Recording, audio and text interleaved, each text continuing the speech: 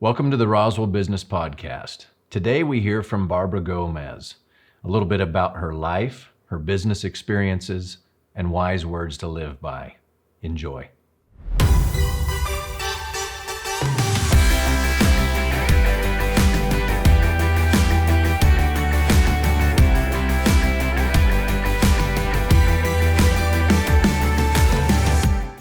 All right. Well, thank you very much for interrupting your busy life and coming to spend some time with us and to share a little bit about who you are. I know it's probably been about 5-ish years ago when you had first connected with me because of some events that you were doing around town, and we brainstormed ideas and shared war stories and things like that. And so it's been a pleasure to have you in our community. And Thank then you, Donovan. On top of that, just to kind of find out who you are. And I'm not going to talk, I'm going to let you talk, but give us an introduction to who Barbara is. All right. Well, first of all, when we first met, I wanted to meet you to know more about what are you about. Oh, wow. I found out that we are both kind of about a little bit about the same thing, but kind of a little bit different paths. So you want to know what I'm about. Well, I have been basically back in Roswell for 10 years. And I say back, although I've never left Roswell. But before that, I had been working for an auto finance company. Okay. Which took me completely out of Roswell. It was almost like I lived in Roswell, but I didn't belong to Roswell. I belonged to Las Cruces, Silver City, Deming, Hobbs, Clovis, because I traveled every single day. And one day, the auto business went bad. And I was forced back into Roswell as being part of the community again. And so that brought in a whole new set of challenges for me, because I'd come from a hustle and bustle work where I was just running around, driving every single day, meeting new people every day, working in an environment. If you've never worked in car business, I didn't work in selling cars. I worked for the finance side of it. Okay. And so I went from the hustle and bustle almost to a screeching halt. It's like, okay, now what are you going to do, Barbara? I worked a couple of jobs that weren't that great, and I finally got offered a job working where I currently work, which is Frontier Medical. Okay. And that was as a director of marketing and community relations. In the auto business, I was a sales rep. And you know, sometimes people don't know the difference between those two things. Right. And a sales rep is completely different than a marketing person. Right. It's a completely different way of doing things. But I came from a very competitive place to a very slow pace. So what I'm going to do is I'm going to interrupt you there. We'll come back to this in the second part of our talk and our discussion when we really dive into some of the business side. Let's go back further. Okay. You say coming back to Roswell. So did you grow up here? Okay. Is that what was that statement? No, actually, I was not raised in New Mexico. Okay. I was raised in Texas, Okay. West Texas, actually just this side of Lubbock, Texas, Nice. in a little town called Levelland, Texas. Right. Which is a little bit different than New Mexico. Well, actually a lot different than New Mexico. My husband and I got married very young.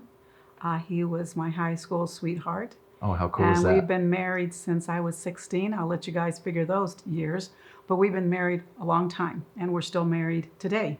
Wow. And so he was working for a grocery store as a meat cutter. And so we got moved around here and there. We moved first to Clovis. Okay. I'd really never lived anywhere except Levelland, Texas. I'd never really done anything except been in Levelland, Texas. I graduated from Levelland High School. I went to college at South Plains College.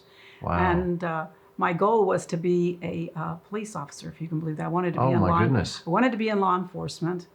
And then I changed over to social services, which I decided that wasn't for me really either. Okay. I still like law.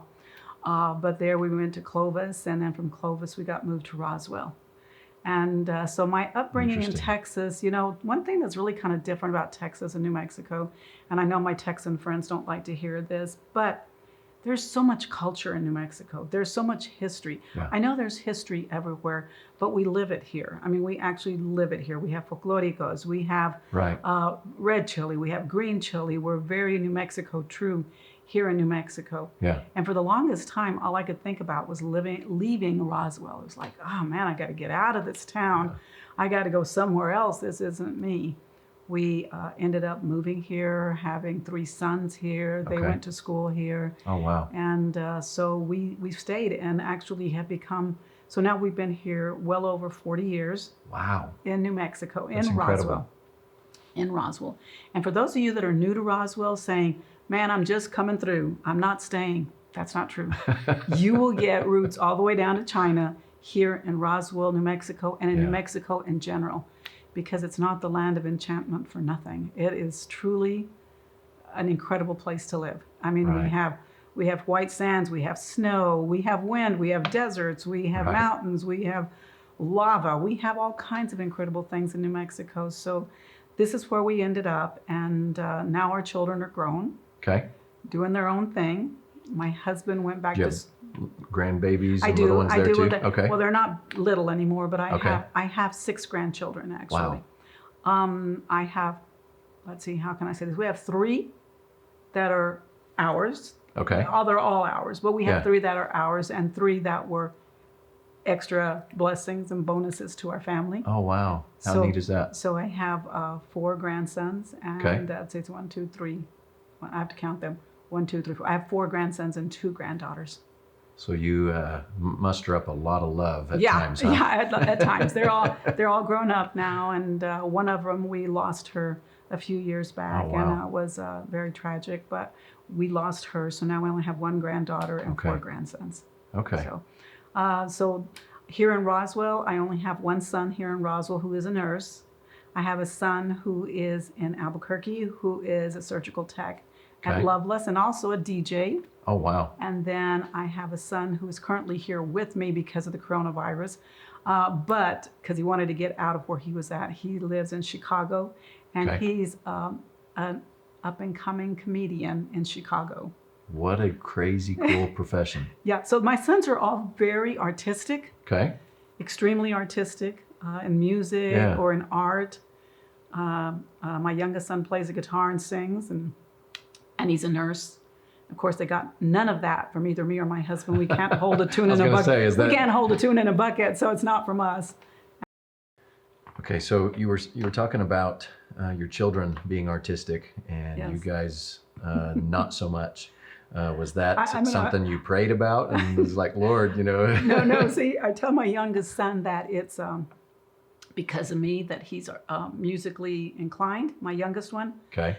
Because when I was pregnant with him, I took guitar lessons and played the guitars and took the lessons while I was pregnant with him, all the way up to where it was sitting on top of my tummy while I practiced guitar. wow, Of course, okay. he doesn't say that. He thinks it's just something that he came up on his own, Yeah. But I like to believe that I had some play in that. And I guess I really could say that, it's kind of funny. You think about these things and you don't think that what you have came from your ancestors or, Yeah. from people before you. But I'm artistic in my own way. It's Okay. not music. It's not art. But I have my own artistic value in that if I can kind of step back into my job again of whenever I first started, Uh-huh. I was in a job where the pace was way too slow for me. I thought I would just go, wow, what am I going to do here? This is not interesting. And I was given a challenge by my boss to start doing something big that highlighted our business. Okay. And I started thinking about what I could do and came upon an event that I call the Baby Boomer Health and Business Expo. Right. Because I was looking for my target audience. Who was my target audience in health? Baby Now, boomers. was that invented here in Roswell? Because I I know you invented did it. it here in Roswell. I invented it here in Roswell. So you started it, everything was all, okay. I started it. I started working July of 2009, where I'm working, and by February of 2010, I had my first event created. Nice. And it was supposed to be a one-hit wonder. I thought, I'll put this thing together. It'll be fun. Yeah. I'm going to bring in different businesses because I started thinking about what kind of businesses do baby boomers, what are they interested in? Right. And Donovan, I found out, as you may already know this, baby boomers like a sandwich generation. They are here in this age, yet they're taking care of their parents. that are ready for nursing homes and talking Right. about funeral homes. They're here, so some of them still have their children in their home, and then they're here where they're taking care of their grandkids now. Yeah. They're raising their grandkids. So it's everything from school all the way to Interesting. living wills and retirements and everything else. So when I started to narrow it down as to who do I invite, there wasn't anyone that I could invite. Hotels, casinos, hospitals, churches, massages, living wills, lawyers, Yeah. Insurance, you name it, Mary Kay, you name it, makeup, power drinks, barbecuers, motorcycles. And it opened up this whole area of business is not just hospitals, home health agencies for elderly. It is life. Yeah. Yeah. I mean, what do we do for fun? What do they do for fun? Right. And what are they interested in? So it opened up this huge event. My first year, I was nervous. About let's say 3/4 into putting this event together, I said to my boss, I'm not sure I know what I'm doing. Can we hire an event planner? Yeah. Or at least it's going to cost me some, but can I figure out if I'm even going the right direction? He said, yeah, go ahead.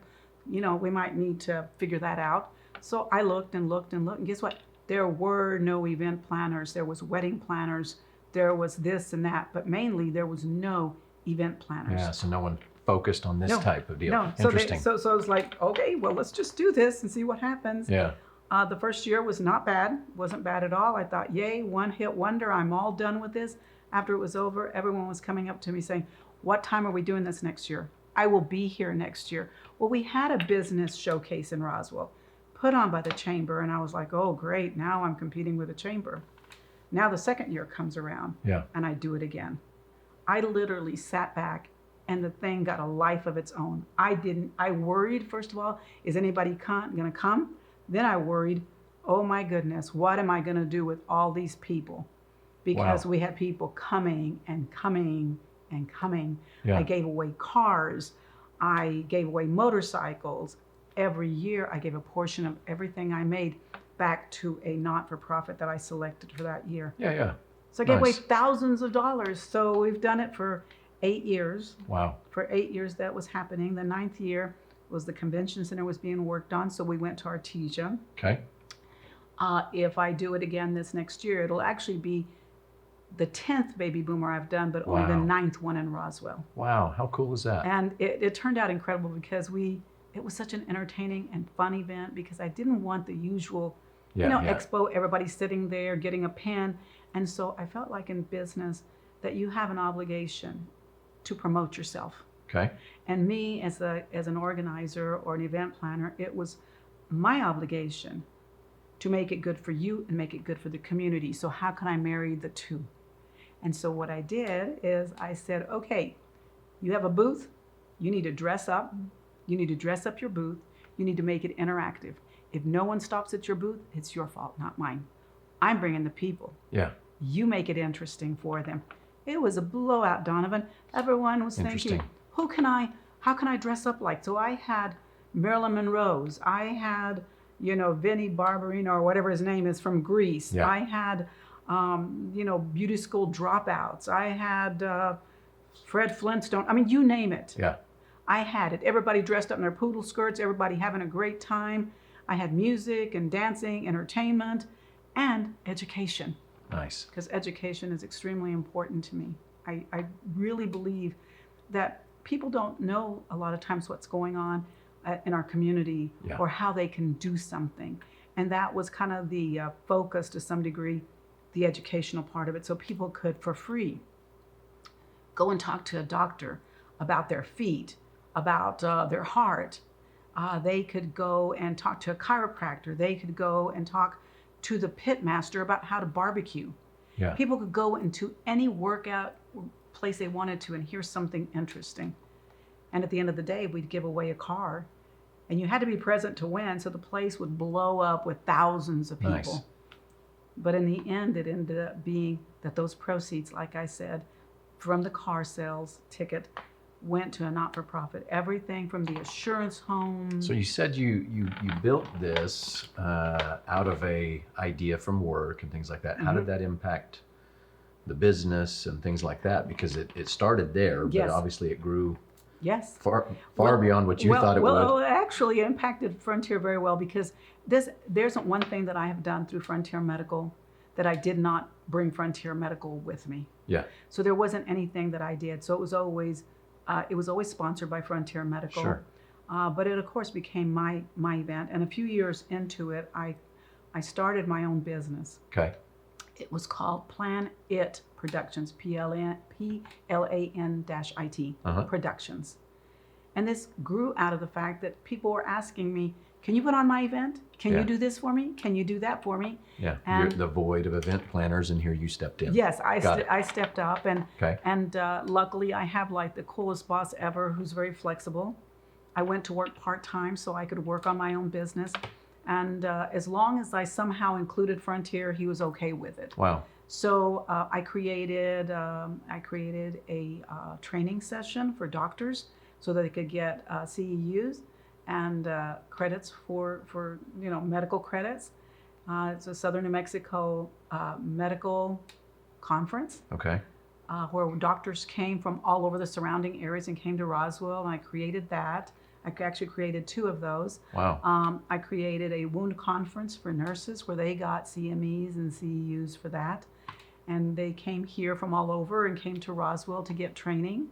I found out that there was a lack of that here. Wow. That people were going to Alamogordo, that people were going to Albuquerque for training. And my thoughts are, why not Roswell? Appreciate that. We're the hub. Yeah. We're the hub. Why are we going somewhere else? Right. And then I decided, because I feel like I'm a very creative person. I always think of new ways and different ways of doing things. I decided I wanted a mud run in Roswell. Never done a mud run. Yeah. I had never been to a mud run. I'd never ran in a mud run, but I researched it all. Crazy fun too. I figured out, you know what, I can do mud runs. I think I can do this. I've got this mentality about me that I can do anything. Now you mean you can run one, or did you do the mud run I too? actually organize. This is what people say all the time. It's really kind of nice to get these compliments. But I had people say, you know what, you look great. You sure run a lot, don't you? Because you do all those runs. And I'm like, going, no. I don't run in them. Yeah, I organize them. I run the events themselves. Right. I am physical and I do like exercise, but I'm not a runner. Okay, Yeah. So I run them. So I did my very first Roswell Mud, Sweat, and Tears here. I think it was like 2015. I mean, it was the biggest thing I'd ever done. Yeah. Biggest thing. Not that it didn't come with its challenges, because as much as I hate to say that, sometimes our community really needs to think more about how they can help businesses, especially small businesses. Yeah. You know, there's this. Well, I think that's a universal thing. It I've may lived be. enough places. Yeah, that it may be. And luckily I had a it's mayor. new to a lot of people. Yeah. I actually had a mayor who helped me, because I was like, okay, I'm done. You either tell me that you're going to let me do this, or I'm done. I've run out of room. I've run out of time. Wow. My event was in September. The end of July, the end of July, I still did not have an okay from the community, from the city to do my event. Finally, I got my event. I'll tell you, if there's one thing that I feel great about, is the community of Roswell. They've never let me down. You know, Donovan, if you have a vision, you have an idea, sometimes you can't just put that vision into somebody. You have to show them. Right. Let me just show you how it works. Once you show them, they go, now I get it. That's good. Yeah. Yep, the very first one I ever did, the very first boomer I ever did, they were like, I don't know, not good time, not good whatever, Sure. not gonna work, location bad, date bad. I had to dispel all that and go, I'm going for it. Good. I'm going for it. Yeah. After that first one, no, I didn't have to worry. I just sent out invitations. I even had one of the guys here that worked for another health organization say, look, I cannot get my company to approve for me to have a booth at the Baby Boomer. I basically told him, if I'm not there, I'm square. I have to be whatever you're doing, that's where I need to be at. Because you're cutting edge, that's where I want to be. Whatever you're doing, that's where I need to be. So why do you think, what is it about you, Barbara, that is wired in such a way? I mean, we talked about coming from a wonderful small country town, good people. I grew up in this area, and so I'm very familiar with Levelland. You fast forward to moving to another quaint community, Roswell, but you're able to just take stuff out of nothing, make it into something. I know what that's like. I've done that. What is it about you that you feel has afforded you that type of thinking, that type of... I think that whenever I see a need, I try to figure out how to fill that niche, that need. The other thing is I connect really well with people. I try to be as honest as I possibly can and genuine. Okay. When people feel that you care for them and that you're genuinely trying to do something good for them. And connections and relationships are huge to me. Okay. You know, a relationship. People will do something for you if they have a relationship with you. Yeah, that's or good. Basically, if they, I remember, this is kind of going back a little bit, but we used to have a TV station here in town. Right. We did. Believe it or not, I'm old enough to have modeled on it as a child. Did you really? Yeah. So there was a woman that spoke there all the time. It wasn't Kim Steckline, it was before Kim. Okay. But there was somebody there. Oh, I'm sorry, I'm going even further back. Oh, you're going even further back. That was Channel 10. Don't forget, I'm not originally from New Mexico, so yeah, because she was on 8, I believe. Yes. KLBR.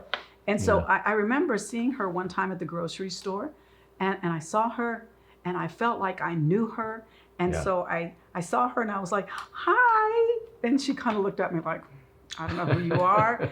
And at that moment, I said to myself, if I ever become someone, or people get to know me, I have to say hello to them because they feel they know me, because they see me on TV, or they see me on a billboard, or they see me at the Baby Boomer, or they see me at a doctor thing, and I'm the one in the front talking. So you remember that moment of aha. Yes, I do remember that moment of feeling like she was not, I don't know if she was really fully aware how much she came into our homes every night. Right. I felt like I knew her, and I felt like she should know me.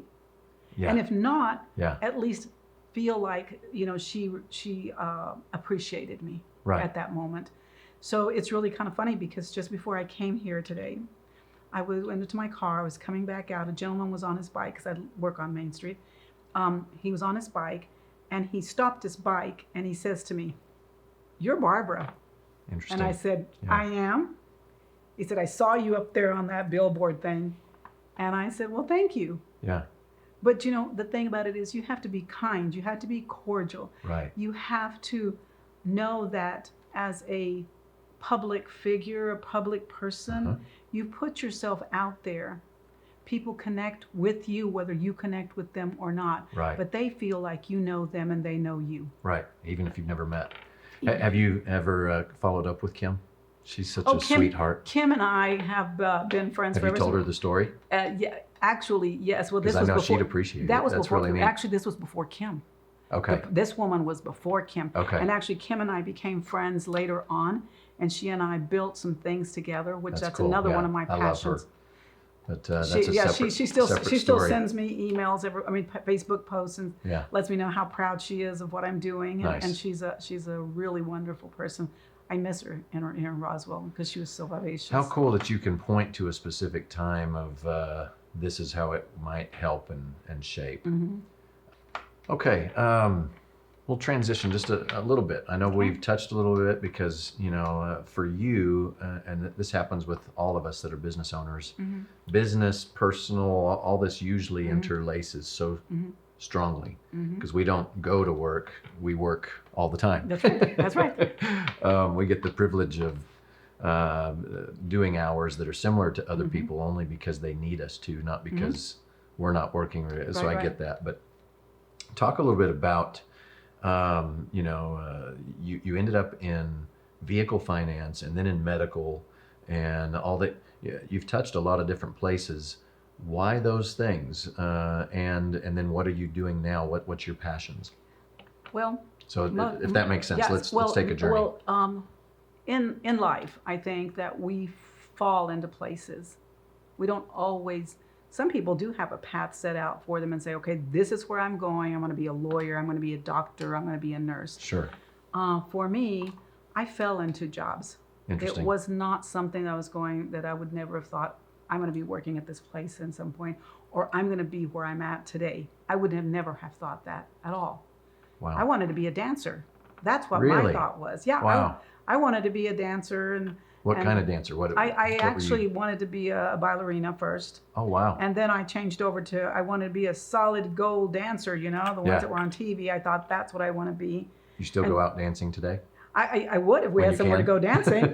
But when it's possible, you're on it? Okay. I want to dance, but I really Nice. wanted to be a professional dancer of some sort. But it never turned out that way, though. My husband and I danced all the time, in different places. But I fell in so many different jobs. I found, this is going to sound really odd, but I became a woman as a grown person in my late 30s.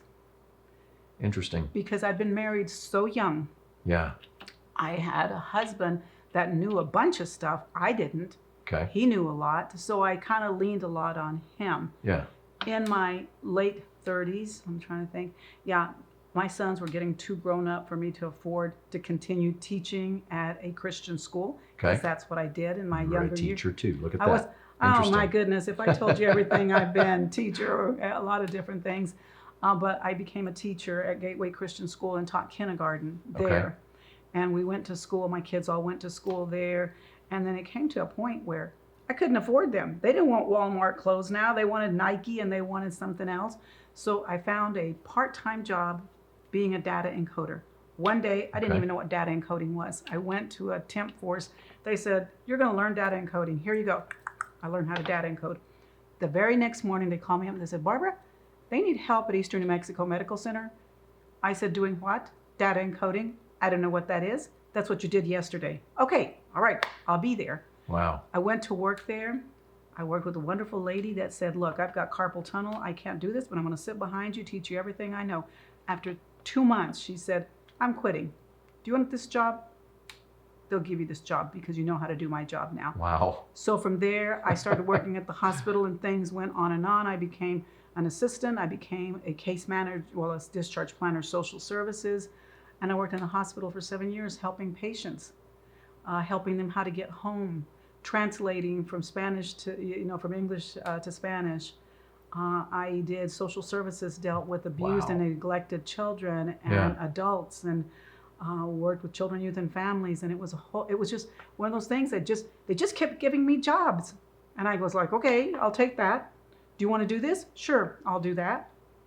And then I worked for the Doctors Association. I represented 98% of the doctors in this town in contracting.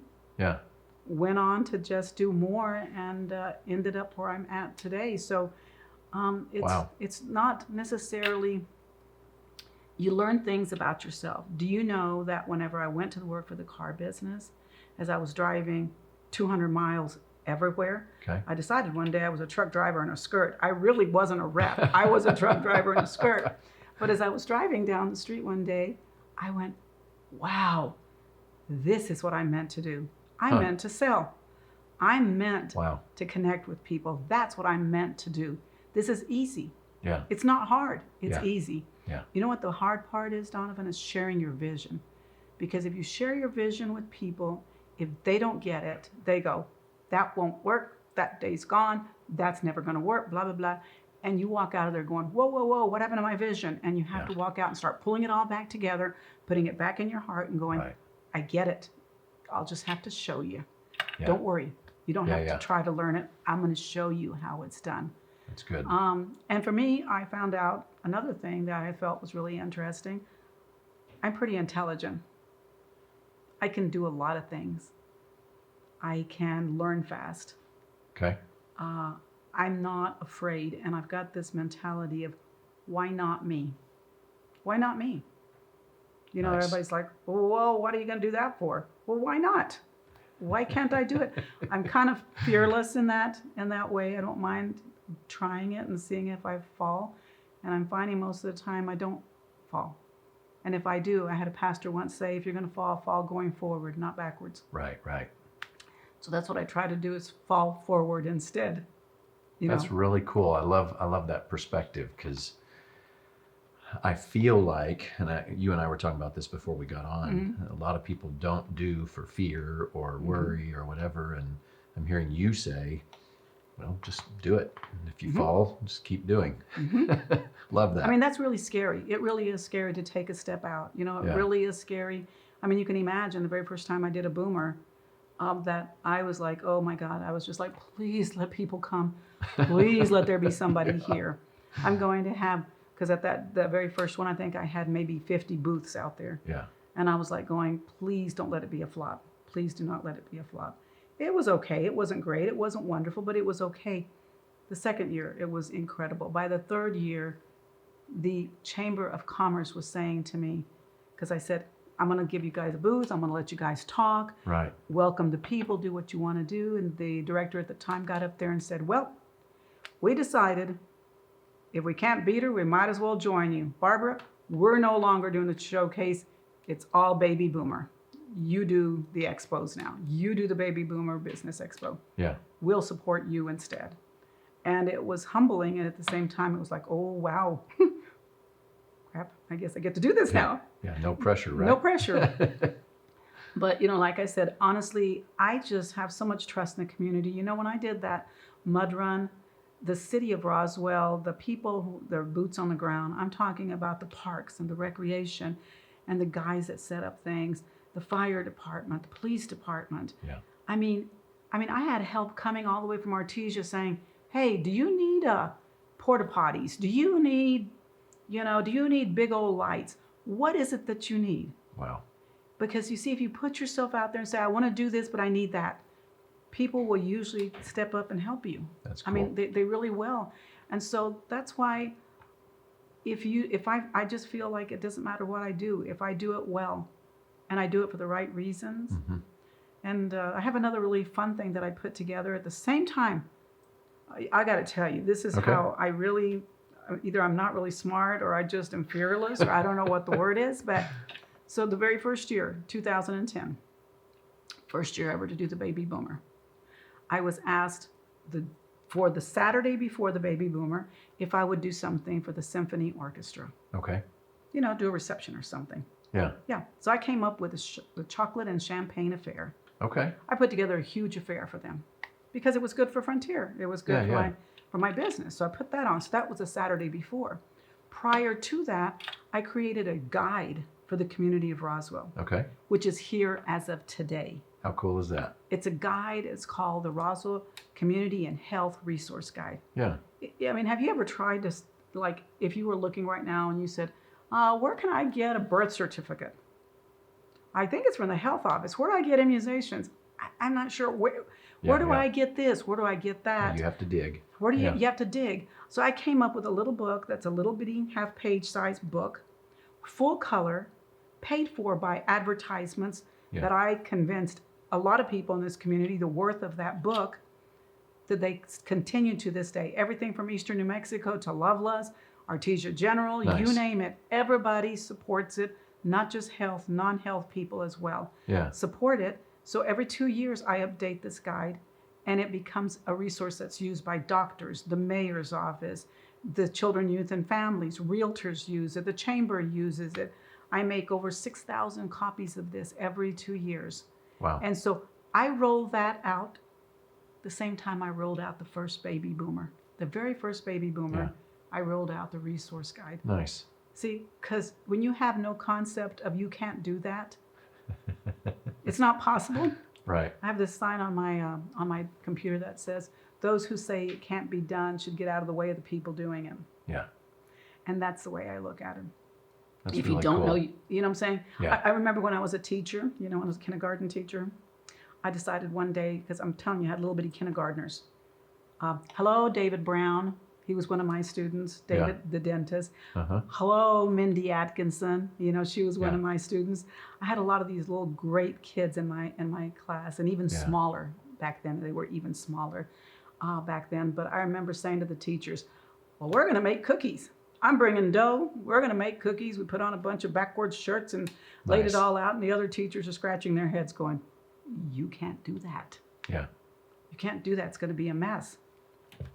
I had 12 little kids and we made cookies. How fun is in my that? class. Yeah. Yeah, we're covered with flour from head to toe. As you should be. And That's the we point had of it, frosting right? everywhere. The memories. Yes, Yeah. yes. Uh-huh. But see, when you don't know that you can't do something, it's just like a baby. They don't know that they can't, that shouldn't be walking. They just walk. You ought to someday do a reunion with all those students and have a cookie bake-off. I Just should. for fun. I should. And those and you know who you are, Mindy. But I used to have what I called Mindy Stories. Anything that happened to Mindy and her parents, and I would laugh about all of those things. Yeah. But like I said, I mentioned David Brown. Yeah. David was my assistant from the time he was 5 years old. Wow. He was my little helper because he was such a great student. He would Right. help me grade papers. Mrs. Gomez doesn't like you to do this, How and this. funny. Wow. I mean, I had great classes. I had great memories, and I wished I could have stayed there longer. But, then you realize that, you got other things to do, and you can do those as well also. Well, I love in listening to you, because I've learned a lot today too. That's part of the reason I enjoy doing this. Yeah, you get to this learn series too, is just people. learning and hearing about people. I love your attitude about just get it done. What kind of, we're going to transition into a little bit more, you've touched on some of those philosophies and some of those things, but when people are listening, as we all do, as we all go through podcasts like this, we're looking for interesting stories about people, but we also like those little nuggets of truth. They may not be always true for us because of our situations or whatever, but they're truth nonetheless. Right. And it's always intriguing because it helps our thinking. What are some of those things that you live by? You've addressed a couple of those, but what is it that's giving you that freedom and that ability to do what you do? What I live by, I guess, for a while there, I thought my motto was going to be, if it isn't fun, I'm not doing it. That's what I thought my motto was going to be, and it still may be. Honestly, I can't even begin to tell you. I think it's a place where I grew up one day, like I told you, when I was in my late 30s. I finally woke up and realized, I'm a woman. I'm a grown-up. I can make my own decisions. And I started growing in the hospital, learning things. I was given more and more. Responsibilities that were hard, and I was able to handle them. Well, then let me rephrase it then. Okay. I'll rephrase it a little bit different. Okay. Let's say that I am aspiring to do some of the things that you have done in life and, go achieve this, go get that done, be the yes person even when I don't know what I'm doing. What is the wisdom that you would give me? I would say search inside yourself first. Okay. Honestly, I think some quiet times are necessary. Okay. Because a lot of times, if you don't pull in and figure out what it is that you want to do, your vision, your desires can get scattered about and can get very clogged up with other people's ideas and other people's do's and don'ts. I'd say pull it in first, figure out what you want to do. And once you figure out what you want to do, then charge ahead. Find people that are like-minded, that can offer you advice. I always find at least one person or one company, because I know if I have that one company or that one person, everyone else will fall in line because they want to be following that one big person. Interesting. It's really complicated for me to answer that one. Okay. It really is. It really is, because I've done so many things alone. Okay. And it wasn't that I was choosing to do things alone, but I found out really quick that if I assign something to you and you didn't do it well, it didn't matter if you did it or I did it. It would still be my fault. It would be the buck stops right here. Yeah. The buck stops right here. So therefore, it made me a little bit more possessive about what's going on here. What are we doing here? Yeah. Because I did have an incident once where somebody screwed something up in one of my events. It was an honest mistake. It's going to happen. Yeah. It was an honest mistake. Somebody sent out the wrong poster with the wrong stuff in it instead of sending the updated one. Yeah. Something happened. And I had to be the one. And I remember I had to say to her, you know what? I screwed this up. She sent the wrong one. and I kind of hoped it would be her fault, not mine, because she sent the wrong one, right? And this woman said, Barbara, it doesn't really matter. It's your event. Right. You're doing it. And I was like, that's you're right. Yep. The buck stops with me. Yeah. It stops with good. me. And so it's an important lesson if you're going to lead things. That's right. When you're going to lead, it doesn't matter who you give it out to. But the other important thing that I found out was that as mad as this woman was, because it was her company, as mad as she was with me that day, she continued doing baby boomers with me every single year. And the reason why? I made it better for her. Nice. I made it good for her. Yes, I screwed this up, but guess what? Because I screwed it up, I'm going to give you extra here.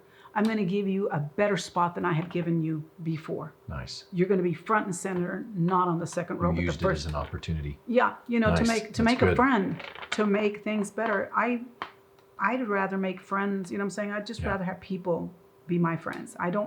And I've got this really weird thing about me that I think everybody likes me, and I can't understand why they don't. I just think they should like me because I'm trying to be your friend. Right. That's not what I'm looking for. I'm not looking for enemies. However, at the same time, I'm very competitive. Yeah. Extremely competitive. Well, and it's okay. I think if I'm hearing you right, it's okay to recognize that there are enemies out there, but don't let that shift the way that you think about them. Right. And if I can turn an enemy, I've got this other thing about me that I'm forgetful. I really am. I'm forgetful. I forget. I forget that you wronged me. How cool is that? I forget that you said something about me, and I'll see you down the street and go, hey, and they'll be going, I thought we didn't like each other type thing. I honestly never really ever disliked anyone, never, because I have this other thing that I believe. Don't burn a bridge unless you plan never to walk that way again. Yeah. And you never know when you're going to have to walk that way again. That's good. I think I can only point to one person in my whole adult life that I can say that person, I probably won't be friends again. Yeah. But just the other day I was thinking, man, I miss her. Wow. I wonder what she's doing. I worked at the hospital for a while, and I worked in some really hard situations, and sometimes it had to do with children, youth, and family, where I had to report parents. Not for intentional abuse or neglect, but letting things happen sometimes. Sure. And I remember one day I'd gone to the pediatrics, and I had to call the children, youth, and families, and I'd gone to the new hospital, because I worked at the old hospital, then I got to move to the new hospital. Wow. I worked at the old one.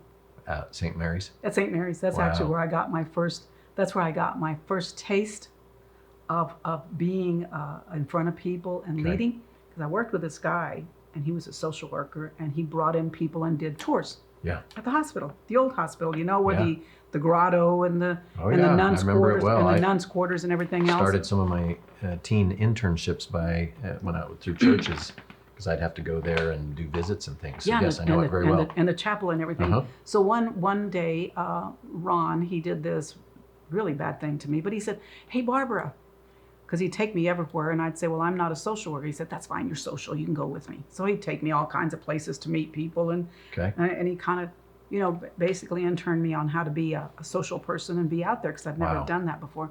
And so one day he says, I'm not going to be here this week on Thursday, but hey, you know what, we have a group of students coming, so why don't you give them a tour? You've gone with me to the tour, why don't you give them a tour? I said, okay. He said, they're students, Barbara. You've taught kids before, you can do this. Okay, not a problem. I go down there to meet my students. Donovan, they're the leadership program. Yes, they're students. They are a leadership program from the college. Okay. I'm just going to kill you later on. Right. But you know what? I did it. I went where I needed to go. I showed them the chapel. I showed them the grotto, did the whole tour, talked about all the different departments at the hospital, and went, well, that was kind of fun. I like that. But anyway, I was telling you that to tell you something else, which I've now forgotten what I was going to say. Oh, the forgetfulness. Okay. So when I worked at the hospital, I had talked to a family. They had some abuse issues. I'd gone to the new hospital and had gone to the gift shop, and I was leaving the gift shop, and here comes the parents of those kids.